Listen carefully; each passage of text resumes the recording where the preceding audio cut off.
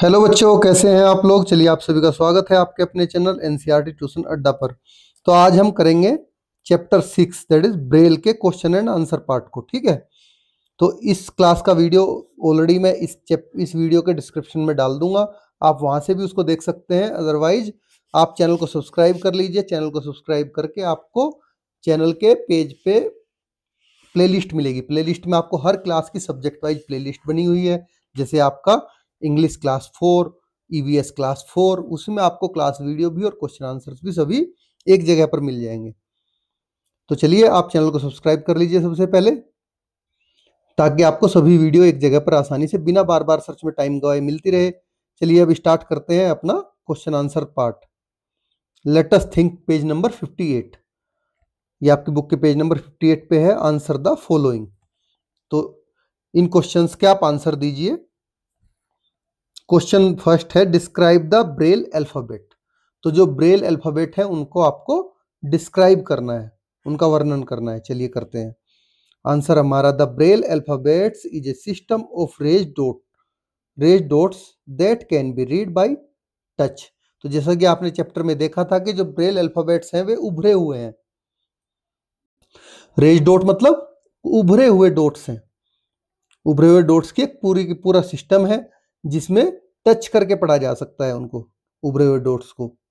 तो चैप्टर में हम ऑलरेडी कवर कर चुके हैं।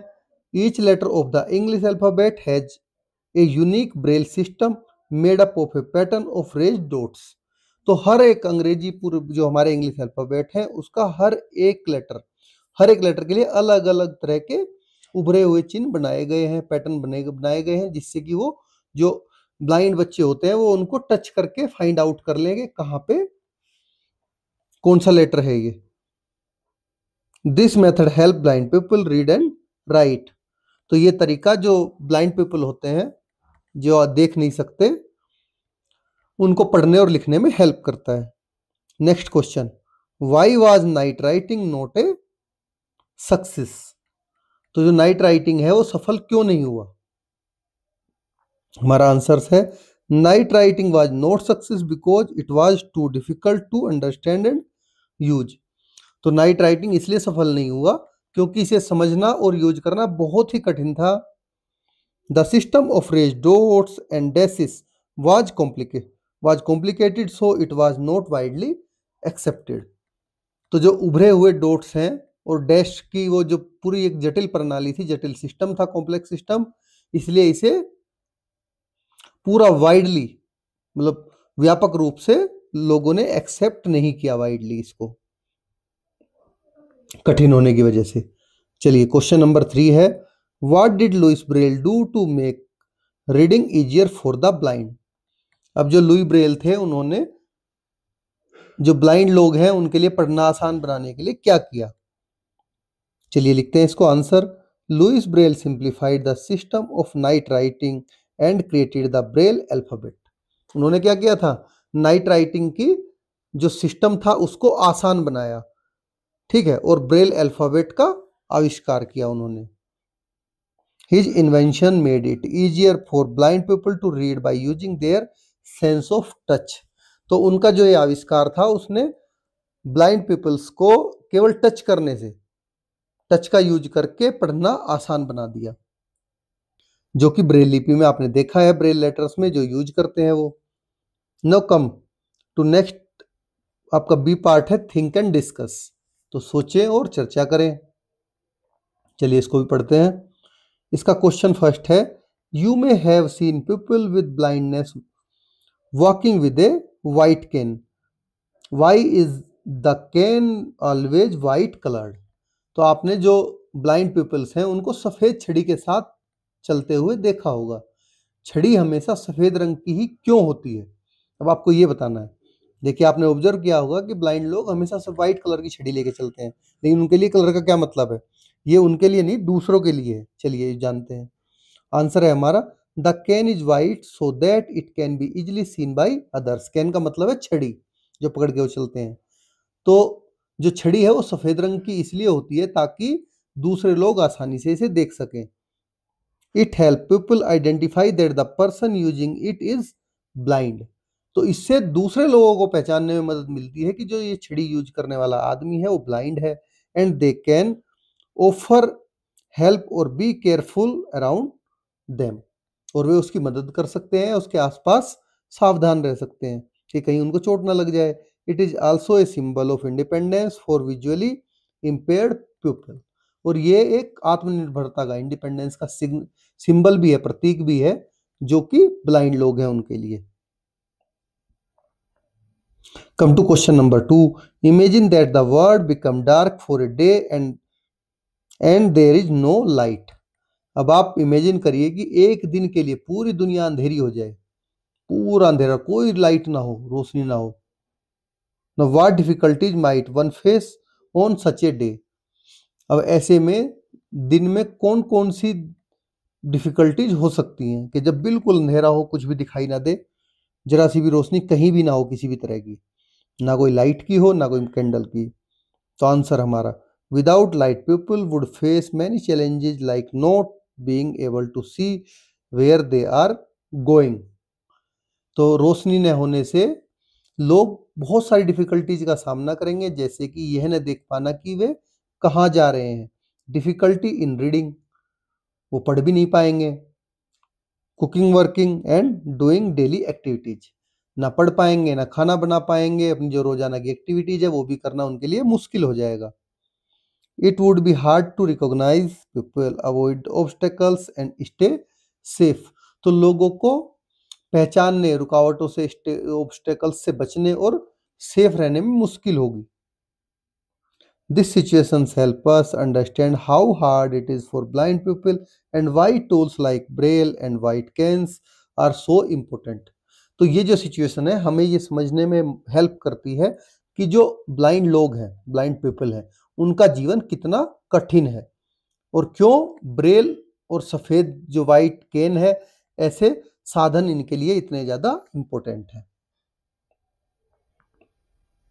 Now come to next, let us speak. Choose, close your eyes, अपनी आंखें बंद करिए, पिक एन ऑब्जेक्ट, एक ऑब्जेक्ट को पिक कर लीजिए, कीप द ऑब्जेक्ट बैक, वापस रख दीजिए उसको, no complete the sentence and share them with the class. तो आपको क्या करना है, आंखें बंद कर लेनी है, कोई ऑब्जेक्ट उठाना है, उसको वापस रख देना है, अब सेंटेंस को आपको कंप्लीट करना है, ठीक है, अपनी सेंस से। तो object in my hand was, आपने देखा होगा कैसा ऑब्जेक्ट आपके हाथ में, round in shape.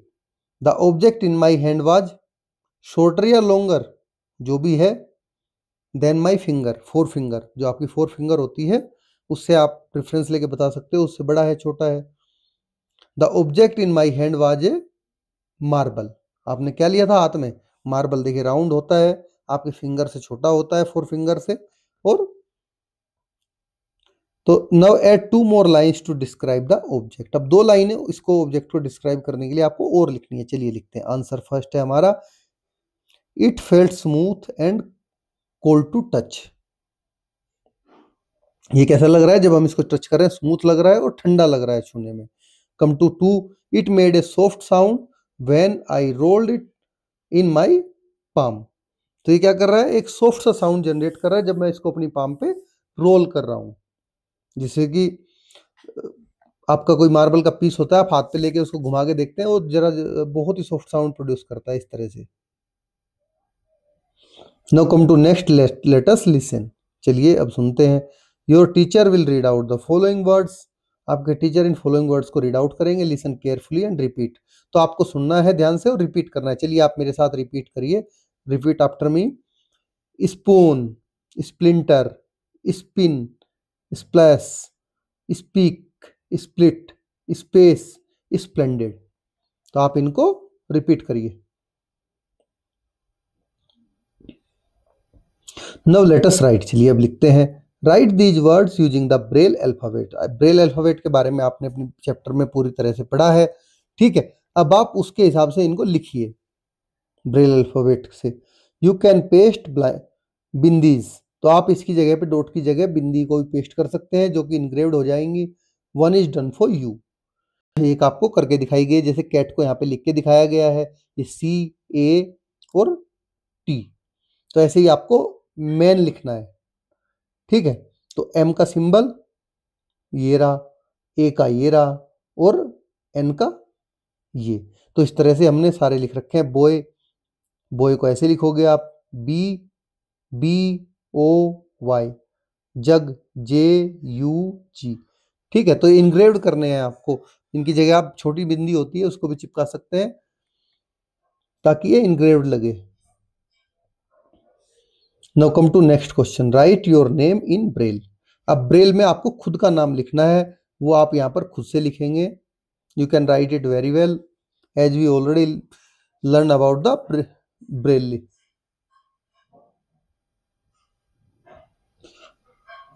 Come to question B.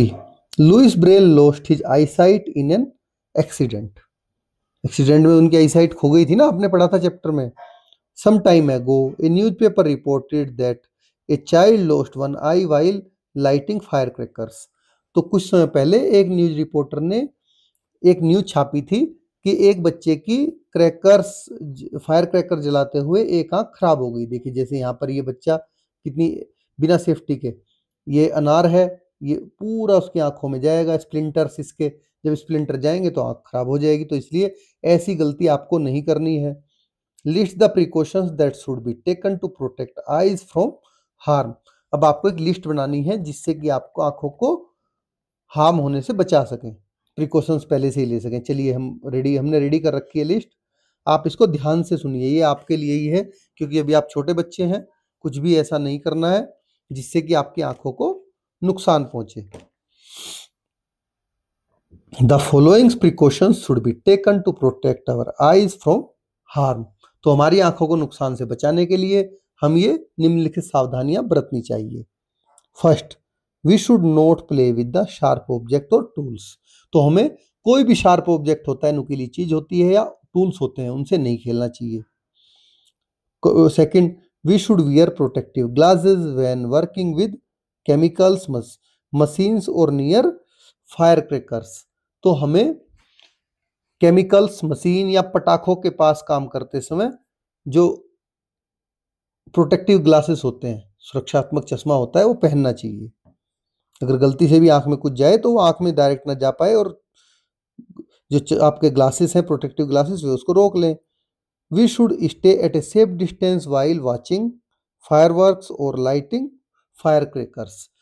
तो हमें देखिए, जब आप फायर क्रैकर, आतिशबाजी देखते हैं या पटाखे जलाते हैं, उस समय आपको दूर रहना चाहिए, इतने पास नहीं जाना है। We should not rub our eyes with dirty hands. तो हमें गंदे हाथों से अपनी आंखों को नहीं मलना चाहिए। We should avoid staring directly at sun और ब्राइट लाइट्स। हमें सीधे सूरज या तेज रोशनी की ओर नहीं देखना चाहिए। We should always follow safety instructions when using any kind of electrical और मैकेनिकल डिवाइसेस। तो हमें किसी भी तरह के इलेक्ट्रिकल या मैकेनिकल जो डिवाइसेस होते हैं उनका यूज करते समय उसके जो सेफ्टी इंस्ट्रक्शंस होते हैं उनका पालन करना चाहिए। ऑलरेडी हर चीज पे सेफ्टी इंस्ट्रक्शंस दिए होते हैं कि आपको ये कैसे यूज करनी है। We should keep harmful liquid and spray away from our face. तो हमें जो हार्मफुल लिक्विड्स हैं और स्प्रे है अपने चेहरे से दूर रखने चाहिए। We should visit an eye doctor regularly for our eye checkup. और हमें अपनी आंखों की जांच के लिए रेगुलरली जो आई डॉक्टर होते हैं उनके पास जाना चाहिए कि कहीं हमारे आंखों में कोई प्रॉब्लम तो नहीं है। चलिए अब आगे बढ़ते हैं। Read the following sentences and notice the underline words. अब आपको इन सेंटेंसेस को पढ़ना है और अंडरलाइन वर्ड को नोटिस करना है, जैसे कि ये सारे दे रखे हैं। ठीक है, तो long ago in France a little boy named Louis Braille was playing near his home. तो बहुत समय पहले फ्रांस में एक छोटा लड़का जिसका नाम लुइस ब्रेल था, वो अपने घर के पास खेल रहा था, वाज प्लेइंग खेल रहा था। The cat were sleeping when I reached home. तो जब मैं घर पहुंचा तो कैट क्या सो रही थी, कैट्स बिल्लियां। Sameer was playing hopscotch last evening. तो समीर क्या खेल रहा था, लास्ट इवनिंग होप्सकॉच खेल रहा था। All the above sentences are example of event that started in the past and continue for some time. तो यहाँ पर ऐसी चीजें दी गई हैं कि जो पास्ट में स्टार्ट हुई और अभी भी कंटिन्यू है, जैसे कि ब्रेल खेल रहा था, कैट सो रही थी जब उसने देखा, और समीर भी हॉपस्कॉच खेल रहा था लास्ट नाइट। तो in the sentence is about one person, if the sentence is about one person, अगर सेंटेंस वन पर्सन, एक आदमी के बारे में बोला जा रहा है, जिसको हम सिंगुलर कहते हैं, एनिमल और बर्ड, पर्सन एनिमल या बर्ड के बारे में we use was plus action word plus ING. तो हम वाज और एक्शन वर्ड क्या होता है आपका, एक्शन वर्ड होती है आपकी वर्ब, तो वर्ब में हम आईएनजी लगाएंगे वाज लगा के, अगर सिंगुलर है सिंगुलर के लिए, और अगर प्लूरल है तो हम वर लगाएंगे और एक्शन वर्ब और आईएनजी। तो example, the student was writing in his notebook. तो देखिए वाज और राइटिंग, क्योंकि यहाँ पर स्टूडेंट है, स्टूडेंट होता तो वर राइटिंग आता। If sentence is about more than one person, यानी कि प्लूरल के साथ है, अगर सेंटेंस में जो नाउन है वो प्लूरल है, तब आप क्या करोगे, वर लगाओगे, वर लगा के action word that is verb plus ING. Example जैसे कि द स्टूडेंट्स, इसमें क्या आएगा, were writing in their notebooks. The following sentences describe action in the present.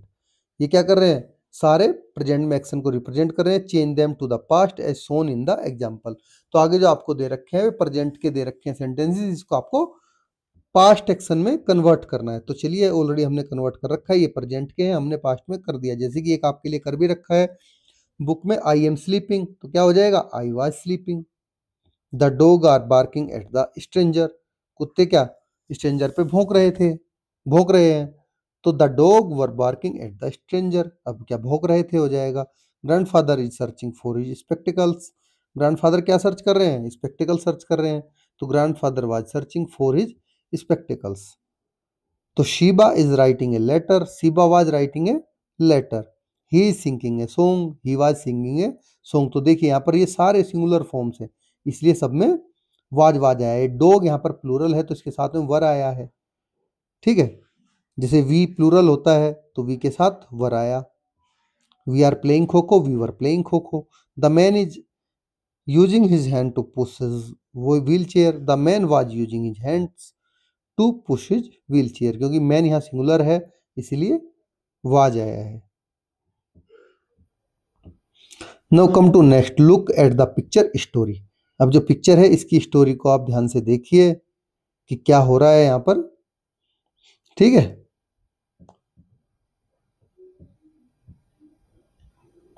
देखिए ये भी जो कर रही है दादी माँ।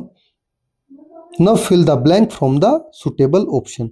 आपको नीचे पूरा एक स्टेंजा दिया गया है, उसमें सुटेबल ऑप्शंस के साथ में ये यूज करके आपको ब्लैंक को फिल करना है। तो चलिए हम इसको कंप्लीट कर रखा है, पढ़ लेते हैं। My friend Tandeep told me an interesting thing yesterday.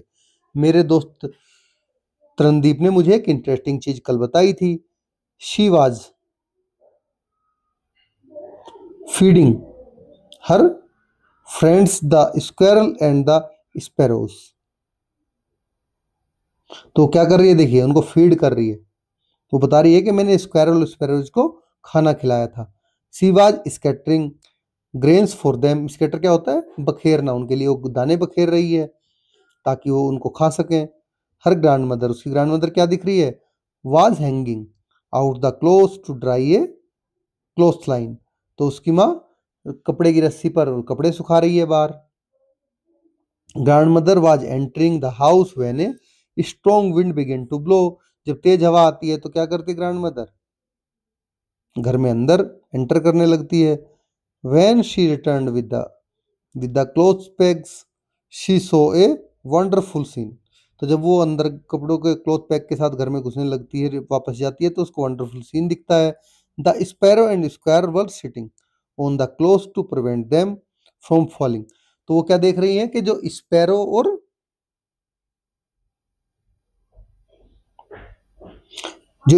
हैं और स्क्वायर्स हैं वो कपड़ों पर बैठे हुए हैं और उनको हवा में उड़ने से बचा रहे हैं कि वो गिर ना पाए। तरनदीप वाज क्लैपिंग, तरनदीप क्या कर रही है, क्लैप कर रही है her hands with joy, joy के साथ में।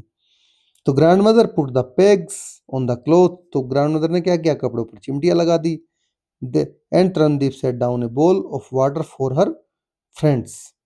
तरनदीप ने क्या किया, एक कटोरा पानी का एक कटोरा अपने दोस्तों के लिए वहां पर रख दिया।